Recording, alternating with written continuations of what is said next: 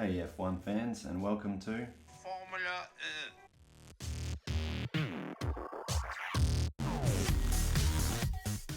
It's Well Done Baku Race Week. We have had a week off, so I'll do a short recap and then straight into predictions. There was a max win on their new floor and low downforce setup, which they will bring to Baku, so expect good things here too.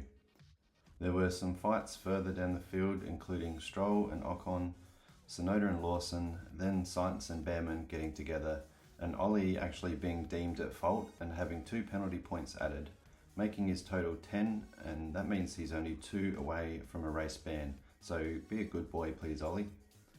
There was also Alonso's suspension leaving the chat, and there was some other notable thing that happened during the race. The frickin' Papaya Rules made their return from their debut at Monza last year. Only this time it was the latest update of version 2.0, as there was a driver swap involved, which put some spice back into the championship and stopped the gap blowing out to 37, and instead brought it back to 31. But please McLaren, just leave the championship alone and let them fight it out on track, because I don't want to get to Abu Dhabi and have to worry about what they might invent on the last set of pit stops, let alone any other Papaya Rule outcomes. Anyway, on to predictions, and I reckon it's going to be another borefest similar to Monza, but that's depending on what they do with the length of the DRS zone, because the only passing around here is on the 2.2 kilometre main straight, so hopefully the DRS is long enough to make things happen in the race, which is a pretty sad statement to make, but hey, only 8 more races left of this crappy rule reg set. I want to go for a max pole and win with the new floor, but my Ferrari delusion is going to kick in at Baku, where Charles has taken the last 4 poles, yet somehow still has not won at this track, which is an impressive stat, I think. Hopefully he can finally do it this year, and that's why I'm going for Charles pole and win. I have Max in second and Oscar third, which will mean an opening up of the championship lead between the 2 McLaren boys. Now, while I have predicted Max in second, I still expect a troubled Friday as they work through the optimal setup for the new floor, because the data they had from a terrible race last year won't count for much, but come Saturday in qualifying, I expect Red Bull, or should I say Max, to be right up there challenging for pole.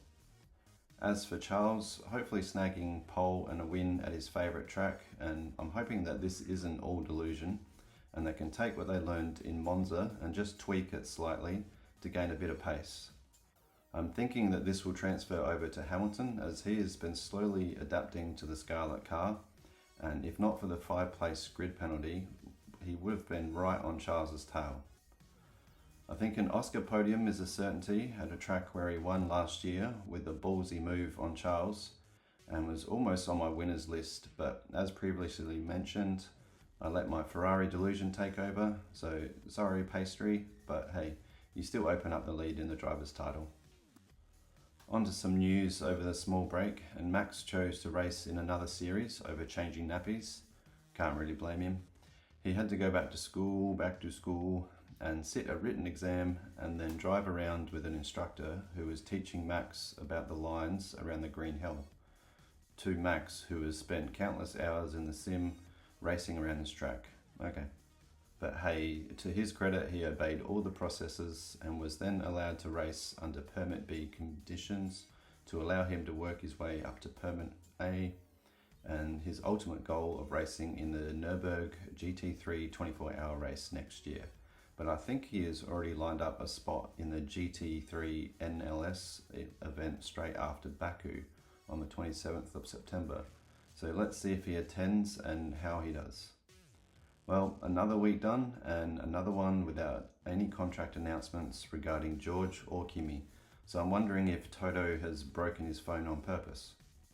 The longer this goes on, the more embarrassing it is for him, and I'm wondering if that's what George is up to, and it's on his end that he is denying the signing. The sticking point seems to be Russell not wanting to do many media days or sponsor days, which may be tricky as they can't just sub Bottas in to fulfill those duties anymore. But surely by now they can come to an arrangement and we can stop talking about it, please. Something of note this week, McLaren can already win the Constructors' Championship if they won 2 or even won 3, or if they at least outscore Ferrari by 9 points. And then we can focus on the Drivers' Championship. Right, yippee. We get driver swaps and after you. Oh no, after you. No, please, I insist you go first. I really hope Oscar unleashes the dog in him and it doesn't come down to him having to use the brownie points from Monza. Clinching it here could be harder than it looks, as McLaren don't really have a good low downforce setup, which was on show last time out in Monza. They also have a very draggy car, so they could once again be at the bottom of the top speed charts and lose out massively on the long straight at Baku. But there is the twisty middle sector and part of the last sector where they can still make the difference in qualifying. It's just going to be pain down that long straight in the race. We also have the sprints for 2026 announced, and how did Brazil get ditched for Singapore? Who asked for that? For sprint races, you need a track where you can overtake. To have a sprint race in Singapore is pretty silly. You may as well have a sprint in Monaco at this point. China is pretty good, and Miami seems to deliver good sprints for some reason. But why have one at Canada or Zandvoort, which are both pretty notorious for not being able to overtake? So with no strategy to play in a sprint race, I'm not really understanding this. And the only thing I can think of, and hear me out here, is that Stefano is trialling out tracks that should be bad for sprints to see if he can throw 24 sprints into the calendar in the near future. There is already talk of him proposing 10 sprints in 2027, so it's not that much of a stretch that for 28 we probably have 26 races and 26 sprints, like in MotoGP. And then that'll be swiftly followed by Max retiring from F1 and going off to race GT3 full time. Come on Stefano, get a grip. After the Monza GP, we had the hearing of Sainz's penalty from Zandvoort, with the FIA ruling that just maybe they stuffed up and overturned the penalty points while not being able to do anything about the in-race time penalty. This sets an interesting precedent by the FIA stewards. So can we see more of this going forward? And what happens to Carlos's 10-second time penalty or other incidents with time penalties received after the race? You can't just make those 10 seconds back. But at least he got the penalty points taken off of his driver's record, which Williams were happy about. This could also mean that Behrman could actually protest his penalty from Monza, and funnily enough, for an incident involving Sainz. It could be overturned if Haas decide to protest it like Williams have. Ollie has 10 penalty points and only 2 away from a race ban, so if they can get that looked at and the 2 points taken off his licence, then Ollie can breathe easy for the rest of the year. A stat that is also tied to Williams is that they have scored more points this year than their last 7 seasons combined, with Alex Albon scoring 70 of their 86 points. He is now above Kimi in a Mercedes in the Drivers' Championship. That's just unreal. Speaking of Kimi, I don't think Toto is very whelmed by Kimi. I don't know, that's just what I'm getting from his short statement. He really needs a good clean weekend without ending up in the gravel for one of the practice sessions. What's that now? There aren't any gravel traps and only walls? Ah, shit. Well, good luck Kimi, and just peg it back slightly maybe until qualifying, and you might get a contract slipped under the door for Singapore. No, I didn't mean that to rhyme, I apologise. Kimi might just be in luck because the W16 has good traction and that's what you need in Baku and even Singapore. So it should be good for Mercedes, and I'm hoping for a better weekend from the Silver Arrows. On to Ferrari, and we have staff leaving, which was made to look like a shambles, but this seems to be a ploy from Toto.